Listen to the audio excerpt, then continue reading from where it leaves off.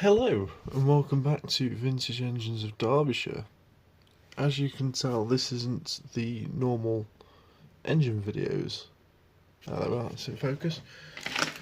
A hobby of mine that I like to do is I like collecting vintage toys and vintage models. And it's not really a hobby that I share much, so this is just going to be like a one-off video. But it's winter time. Christmas is coming. Last year, obviously, I did the Christmas special of starting the Godiva pump, the Wolseley, and the Petter up. This year, I want to do something a bit better. So I've bought this Bowman 040 steam engine down from my shelf.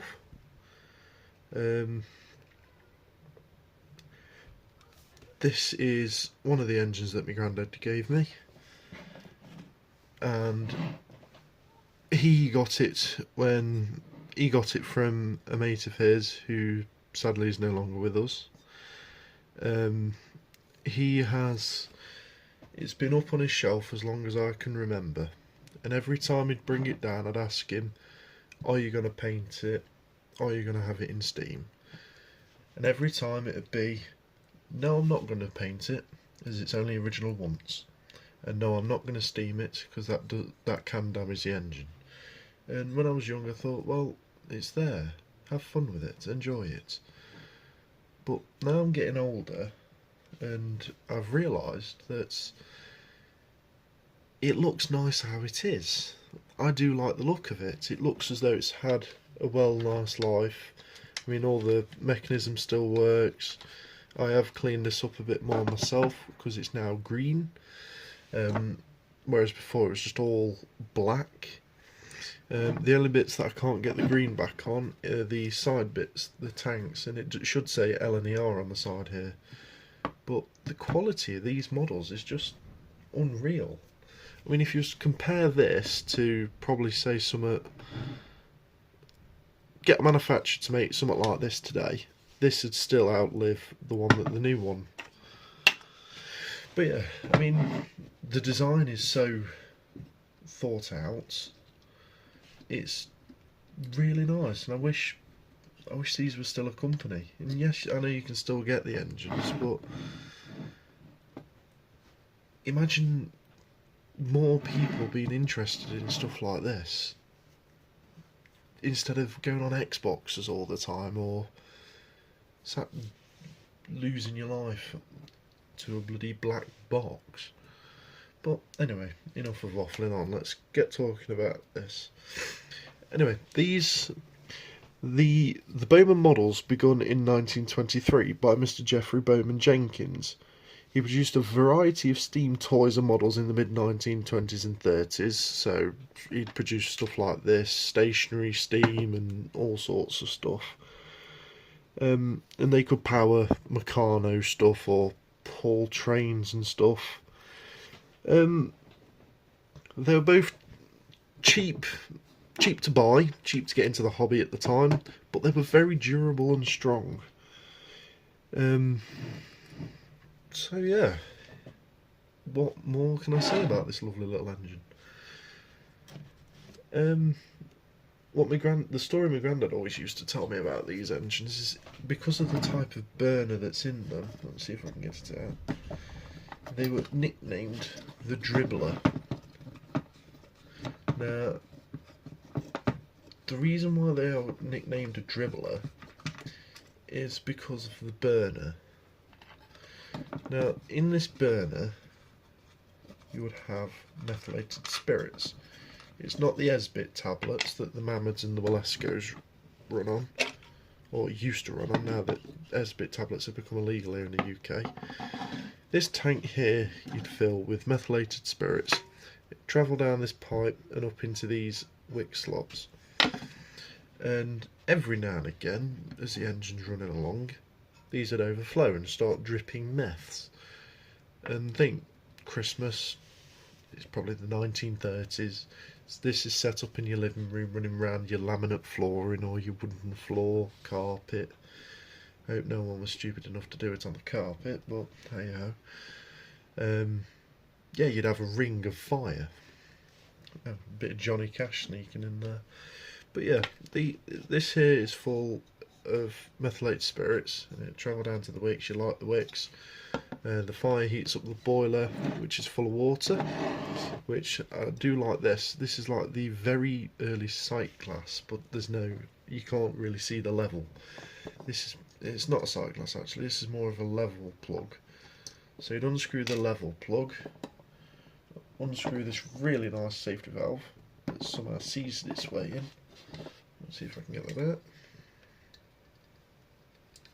Oh dear, that's tight. One sec.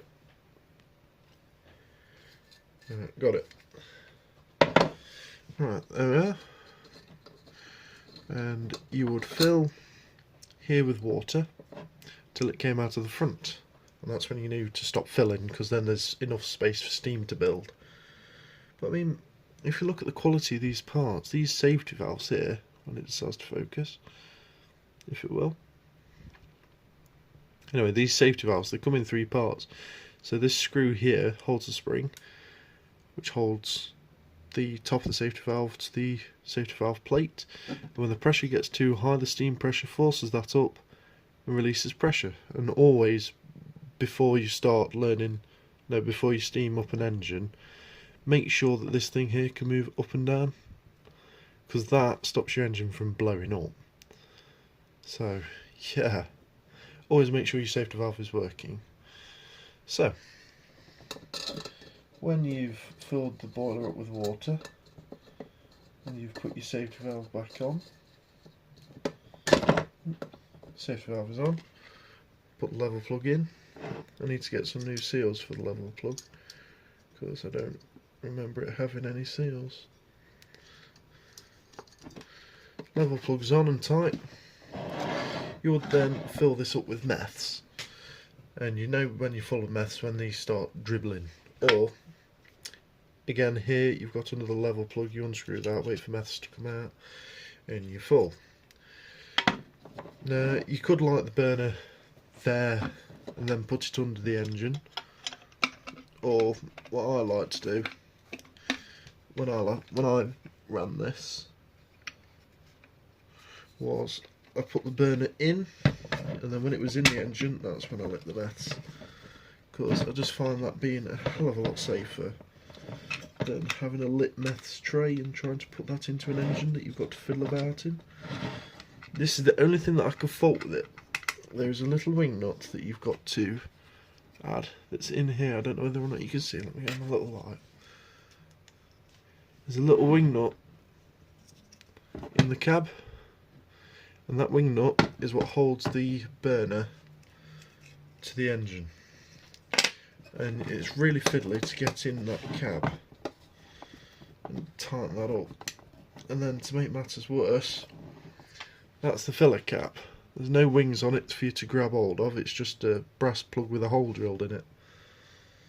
So you've got to get that in there.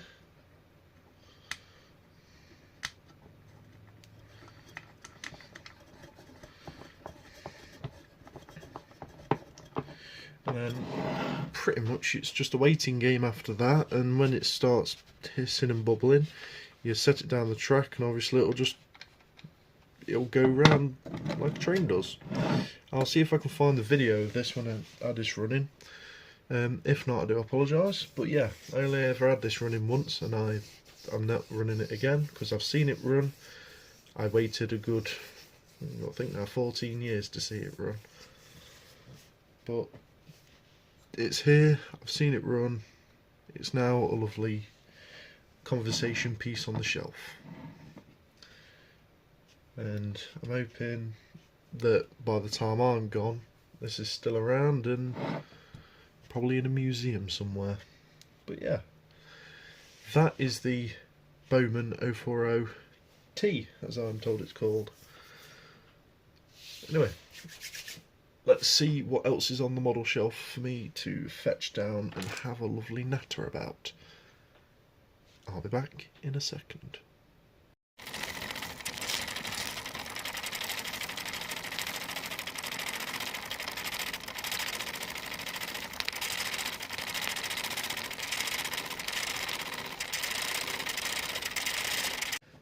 Righty then. The next thing on my model shelf is this. Little engine and a really heavy backstory. When I was about, when I was about 13, I got told I had 3 sisters, and after a couple of months they ended up living with us. Now these sisters, obviously they were a lot older than me, and it just came as a shock that I had sisters.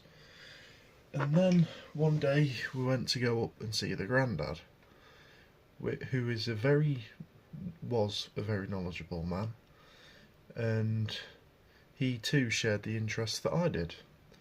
He loved collecting models, he loved steam engines, and we got talking, and I bought myself a little Walesko steamroller, and he told me, "Oh, I've got one of them. I've got a little Mammoth." I was like, "Oh yeah." And one day he just gave me the Mammoth, and this is the one. He asked me to restore it, look after it, and I have restored it. I have looked after it, but in the process of moving houses and yada yada yada, the safety valve's gone and the spirit burner's gone. So yeah, bit sad about that, but I'm still going to be on the hunt for one of them. I've recently given this a touch up on the colour of the base and the flywheel and the colour in the chimney. If you want to know what colour I used, actually, I just used Postbox Red. It's really close to Mammoth Red. But yeah, the engine is kept thoroughly well. It's polished on a weekly basis. I don't go a day without looking at it, making sure it's alright. I mean, at the moment now it's looking a bit, I can see the brass is a bit smudged on the camera, so yeah, I do apologise for that. But yeah, this engine is one of the engines that, again, I'm never going to get rid of. It's going to be with me today and and the story it's got behind it for me is, well, one of the best stories I've ever heard. Now, I've not told the full story because obviously some of it is private and doesn't need to be released worldwide. No, that's better. Don't focus your damn thing. Oh well. But yeah, Mammoth anyway. If I'm right, the founder of the company Mammoth was a guy called Geoffrey Malins, and there wasn't much around for toy-wise for teenagers after the war, so Malins made Mammoth, and if I'm right, he started off making things like this, but then his first mobile steam was the steamroller, and then it was the iconic TE1 traction engine, which is the apple green and red wheels traction engine. Mammoth, as of now, well, as of a couple of years ago, or no, was it a couple of years ago? I don't know, my memory's shocking, but Mammoth at the moment is bust. The company is no longer Mammoth. If I'm right, they were bought by an Australian company and that's how it got bust, but other than that I don't really know much of it. But yeah, this engine's got realistically the same operating procedure, barring one thing. One, there's no level plug. You just tip the engine with the burner, and when the water reaches this level that's now level, that's when you know the engine's full. You get the spirit burner, you fill it up with methylated spirits, put it under, you light it, and away it goes. Safety valve obviously stops the pressure from building up and stops the thing from blowing up. Yeah, it's a nice little engine. I reckon now it's onto a couple of the tractors, and I think you can already see the Dexter peeking out already. But yeah, let me go grab them. Right, here's the tractors, and yeah, I think there's a bit of a theme going on apart from one of them. Well, we'll start off in size order. Start off with the little grey Fergie. This one here was given to me by my sister's granddad, and this was my very first Ferguson model. Never had one before, but I have had the real tractor before this. That is a story I'll get on when I talk about the big one. But yeah, it was a nice little model, and again, it's treasured for life. The only modification that I did to it, the exhaust fell off on the bottom, so I made it look more like look like my actual one. Focus your damn thing. I don't know what's up with my bloody camera, it doesn't want to focus. There we go. I've put the vertical exhaust on it because that's what my one had, and yeah, it's just a rather sweet little model. I think it's Universal Hobbies. Yeah, Universal Hobbies TE20. It's a 1 in 43 scale, so it's tiny really, it's only about 3 inch long. But yeah, I'll put that one down. Oh my god, that one's dusty. I only cleaned that one the other day. Anyway, yeah, Ferguson TE20 Scirocco cab with a plough on the back. This is what my girlfriend got me.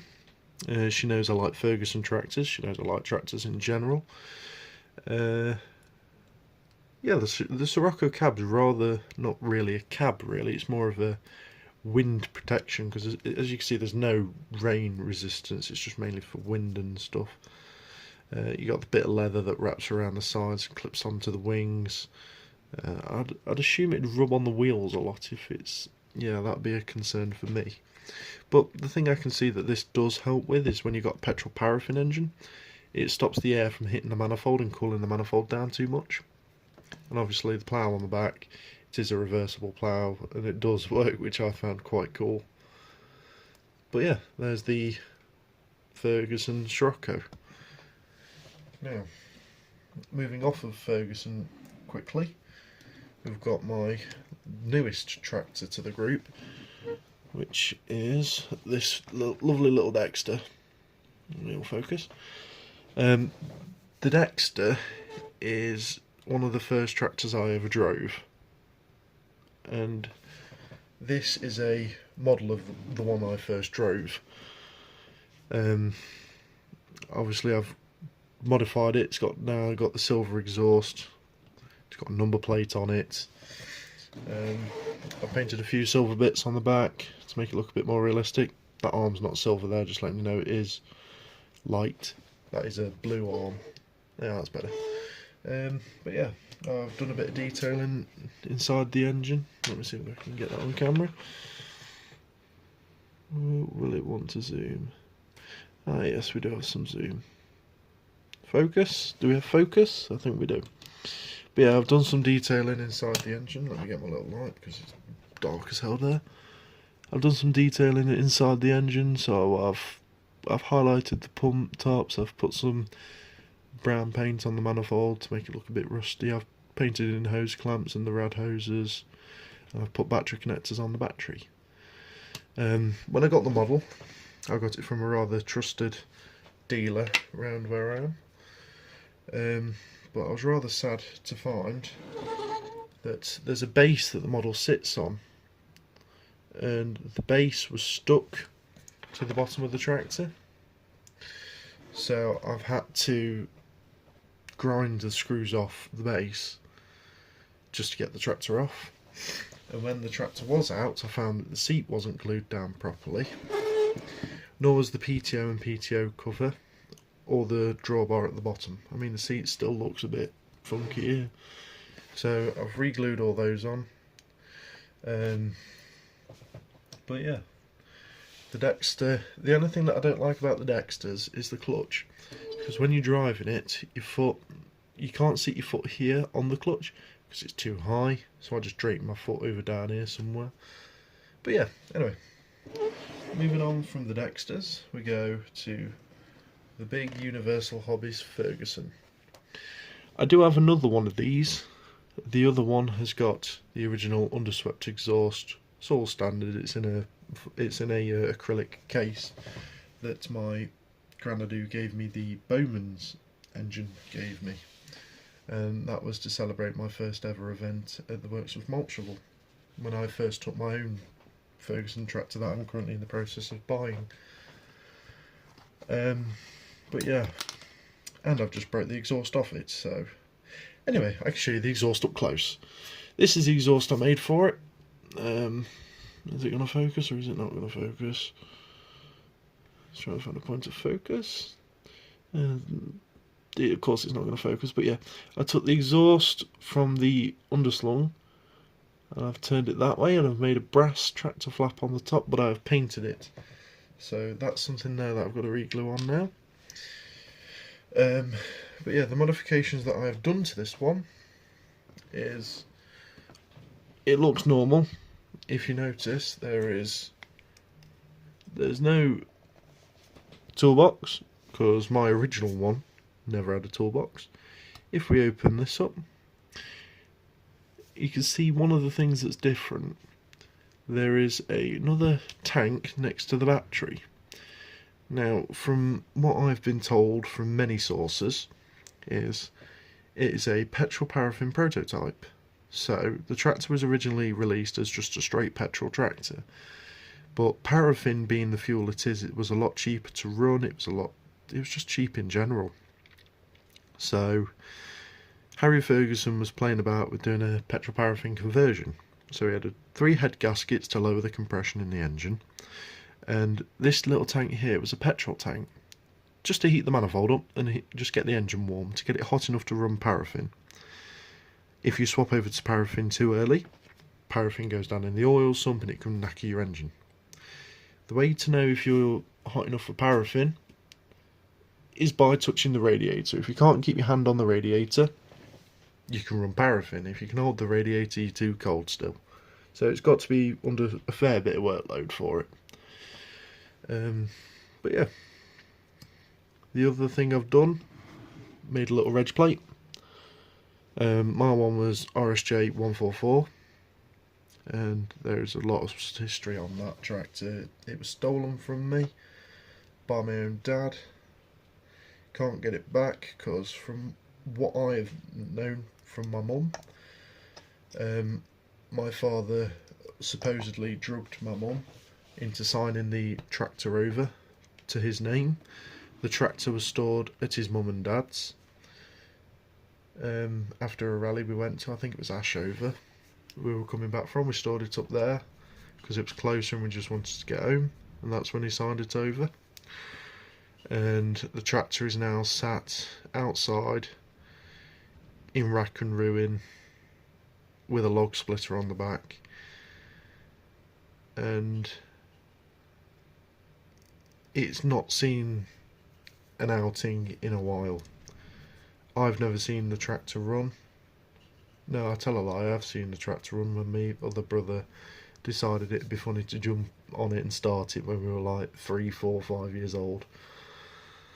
But yeah, we've got an absolute rollicking for doing that. But yeah, the things I've done as well to make it look more like my original one.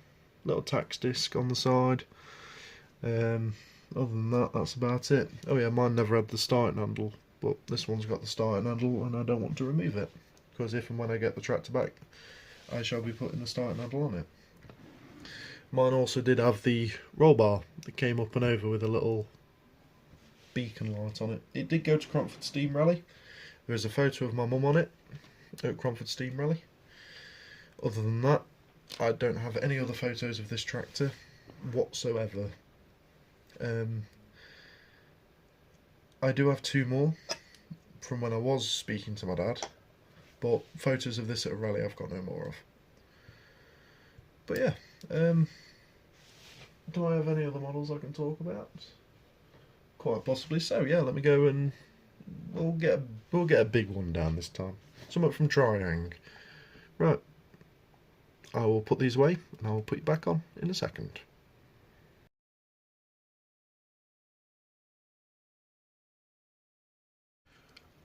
Hello, right, so this is my granddad's Triang Puff Puff. Now, it's big. I mean, What can I do to compare it with? Tenebrasso. Small Tenebrasso, that's how big it is. So, yeah. This engine does want a bit of a clean up and a tidy up, but no paint needed. These were popular with kids around the I think, what's this? This has got to be 50s through to 70s or something, I think. It's tin plate riveted together, and the bell, I know, isn't the right bell for it, but I like it. It looks rather nice. The bell is actually from my granddad's budgie cage. Yeah. Anyway, how these work. At the front of the smoke box there, you see there's a smoke box dart. Now, if I was to pull that, you could pull that out like so. Let's try and get that properly. You pull the smoke box dart out. Now, inside this portion of the smoke box, there's a bellow. Now, what that does is it shoots a jet of air into a whistle that I've yet to redo. So that would do the whistling noise for the train. Now, if we come over here, wait, I'll torch on. Inside there, you can see there's like a little speaker thing and half of one of the bellows. Now that would make a chuffing noise, that one there would. And I used to be able to get a pipe rigged up to one of the bits in there to make the chuffing noise. And if you give me a second, I'm going to try and rig that pipe up again, see if I can make it chuff again.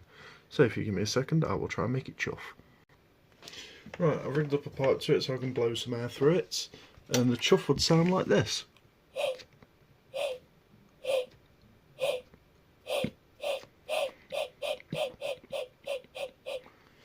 So yeah, that's just that little black bit in there. Is that as bright as that will go? Yeah, well, it's that black part in there. I think my torch is dying, yeah. Let's see if I can get this bit in there. That's better. There, that black part in there, that's the diaphragm that makes the chuffing noise.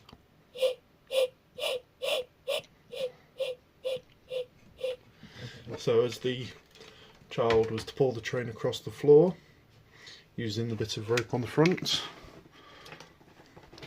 he would pull it across and it would make the chuffing noise, or the puffing noise. But yeah, there's the Triang Puff Puff. Rather unique thing in my collection, and it's really nicely kept. So yeah, let's just give this a quick de-dusting, because this is one of my favourite models, this one is. The red's coming up a bit now. Yeah, there we are, that's better. So yeah, I'm going to give this a quick clean up and then we'll move on to the next model, I reckon.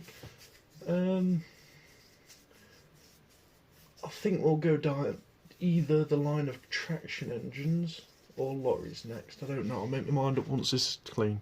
See you then. Right, whilst working on the Triang Puff Puff, got the front of the smoke box out. I thought I'd show you one of the bellows. Now, there should be a whistle in this slot here, and there should be a plug in there, unless that's the one-way valve system, which I think it is, for input and output, but it's kind of froze up over time. So it might just be a case of cut a bit of fabric out to fit this and glue it back on, I reckon. But yeah, as you at the front of the engine, pull that handle there, which pulls it all back, which then shoots air out of here, which then makes the whistle. So yeah, don't know whether you can tell, but I've polished it up a touch. The bell's definitely looking a bit more shiny. Get the front of this smoke box on. Yeah, and the front of the smoke box is literally held in just by two little flat bladed screws, which can literally just be screwed in by hand. Don't need to be too tight, just tight enough, I'd say.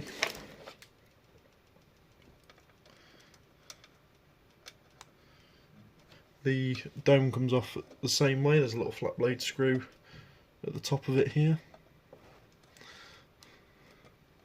But yeah, there's the Triumph Puff Puff, all cleaned up and shined up.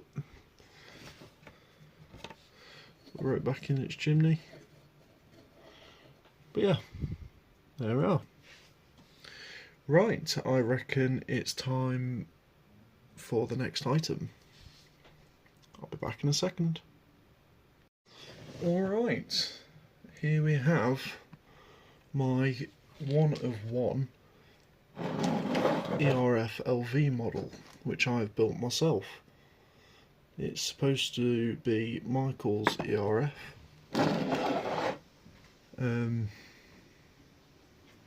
Yeah, it's a bit dusty at the moment, so I'm going to get it clean. Take this off. We couldn't find the right blue paint to do the chassis, so the chassis is just done in I think it's called sky blue, and then I got some wires and cables to do the airline fittings, and all the air pipes that run around the chassis. There are mirrors on this, I've just got to reattach them because everything is so delicate on this. I've even done the interior, how his lorries as well. And this does normally go in the window of his lorry when we're at shows and stuff. But yeah, we got this. I did this. I think was it Coventry Truck Show or something to do with Coventry Motor Museum when we went, because that day was brilliant. Yeah, so you might have seen this down there. But yeah, this is the ERF LV. I need to make a number plate for it still. But yeah, let's get these wing mirrors reattached. So get some glue. Yeah, I've got a new camera mount because I left mine in Croydon. So yeah, that's why the camera's sat up a bit high. Well, a bit higher than usual. There's one of the mirrors back on. Let's get the other one.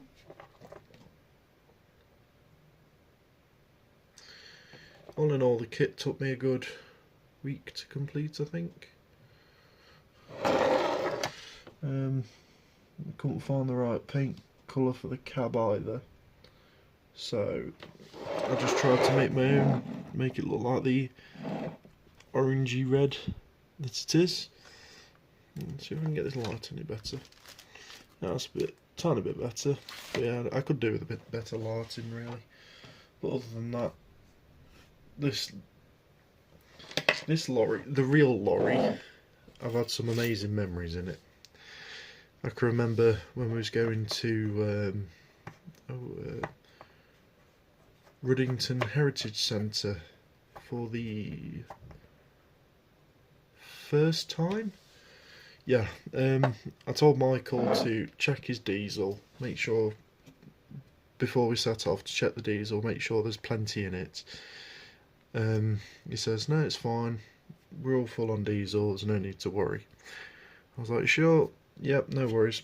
So we get in, we set off, and it's all alright till we're about 2 or 3 minutes away from Ruddington.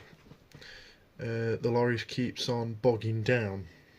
Mike says the injector pump rack keeps sticking shut, so we pull over into a lay-by, take the little cover that sits central in the cab there, and you lift that off and the engine's directly underneath that and you can access all the bits in there.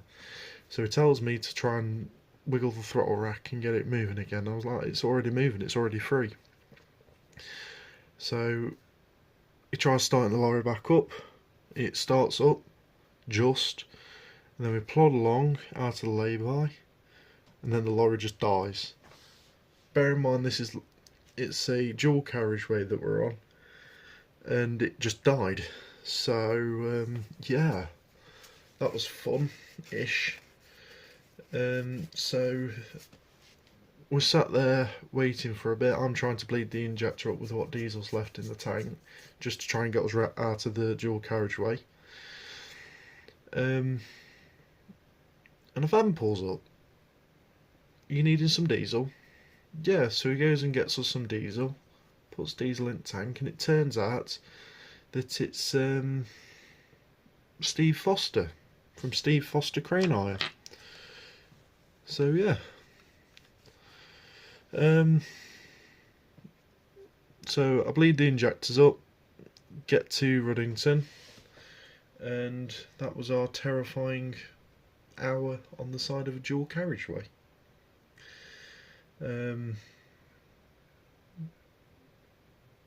This I'm a bit slow today, I don't know why. This lorry used to be, I think it was Turner Brothers in green, so it had a, where the orange is, that would have been nice. It would have been a like British Racing green. The chassis, if I'm right, was red, and so was the wheels. And it was Turner Brothers, and Mike got it, and Mike has been working for Sutton's for, what have I got to think now? He's been working there for a while, I know that. So he's done it up as the original Sutton's ERF. We are on the hunt for the original big bull bar bumper, to get it to look more original. So he's done it up as Sutton's. Obviously I've not got the Sutton's on it just yet, because I need to sort it all out and stencil it all on. There's something in the works. He's also got a ERF LV rigid, also doing up as Sutton's, and that one has got a living space on the back, which we're hoping to get on the move, so Michael can have the Arctic and I can sort out the rigid, or he can sort out the rigid and I can sort out the Arctic for shows. So yeah, when that day comes around, when the engine's in the rigid and I've got my HGV, I'll be start making videos with the LV, which will be quite nice. So yeah, that's the ERF LV Arctic. I think the start of the number plate is BEG14142 or something. But yeah, there we are. ERF LV model that I've made myself. I hope you've enjoyed that. I think now it's time for some proper nice traction engines. Let's get on to traction engines. Alright then, I have got a few more traction engines, but I think I've bought out some of my favourites out of my collection. There are two other favourites, but I'll get to them in a second. So I think we'll start off with the smallest one. This one is, when it will focus, this one here is David Ragsdale and Son at Redford Knots traction engine. I think this one's their Burrell one. This one goes to a lot of local shows that I go to. It's quite nice to see on the rally field if you ever get the chance to have a proper look at their engine. They've also got a Garrett 4CD Showman's engine, which is absolutely immaculate. I've got an old YouTube channel out there called Phillips Engines, and there is a video of me on the footplate of that, filming all the motion, and it's absolutely wonderful as it goes round. But yeah, that is one of my many Showman's engines in my collection. I thought because this one's a local one, I thought I may as well stick it on camera and show you. So yeah, anyway, there's the David Ragsdale one. The next one is an Evelyn & Porter. I think this one's the E-type roller because it's only a single cylinder. Now, there's two reasons why I got this one. I think the first reason being is a guy called Fred Dibner used to have one of these. His one was first going to be called Thunderbolts because of the noise it was made as it was thundered down. But then he thought he'd try and make peace with his wife at the time, call it after her, Alison. Then things took a different turn, and he named it Betsy after his mother, because mothers are more reliable, in his words. So yeah, that's the first reason why I wanted to get an Aveling roller. Second reason being is the Aveling roller is one of the first ones I saw coming through my hometown. It was another F-Type called Sin Bits, because it's always in bits, and that one belongs to a good friend of mine. Also goes to a lot of local shows. I've been on the footplate many times. I've been in Living Van and it's been towed a couple of times. And if you ever get to see the engine again, look around it. He spent years and years restoring it. I mean, his dad used to have one, and that's why he got one. So yeah, the amount of work that he's put into it is absolutely phenomenal. And I've always wondered on this one, is the canopy on mine been put backwards? Because normally they have the overhang at the back, but this one's got a cover over the motion, which is quite smart, I will admit. But I just think my canopy's on backwards. I don't know. Anyway, let's go on to the next one. Here we have the Anchor Valley Cruisers, Atherstone, number 2365. Now, this engine is, you don't see this in this livery no more, well, in this paint scheme anymore, and I don't think you will. This one, at the moment, as is called Victor. Now, this one used to hold loads and loads of things. It's a Garrett 4CD compound engine. Now it's owned by the Bosworth family. It is currently in a chocolate brown with red wheels, and it is called Queen Mary. Absolutely lovely engine. First engine I ever got to steer, and that was at Elviston Steam Rally, I believe. I got to steer it around the arena. Brilliant engine, well looked after, an awesome bunch of people that look after the engine. They have taught me quite a fair bit I know about these engines, and yeah, I hope to see them again on the circuit. So the next one I've got is a rather large Fowler. Now, it's not this Fowler exactly that I have a really soft spot for, but this is, I can't get a model of the Fowler I've got a soft spot for, sadly. This one here in my hand is the Fowler called Titan. I believe this engine has got something to do with Talisman. I think it's paired up with Talisman at the moment. But yeah, it's a Fowler compound engine. Again, rather nice, and I think I've seen a couple of videos of one of these that looks identical to this. The gearing on them is so quiet, and it's so nice just to hear the main engine just ticking over.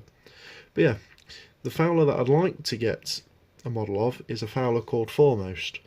Now the paint on that is just ridiculously amazing. There's been a lot of time spent painting. The flywheel itself is just an absolute utter work of art. It's all lined up. It's just absolutely amazing. But yeah, anyway, there's a couple of my traction engines.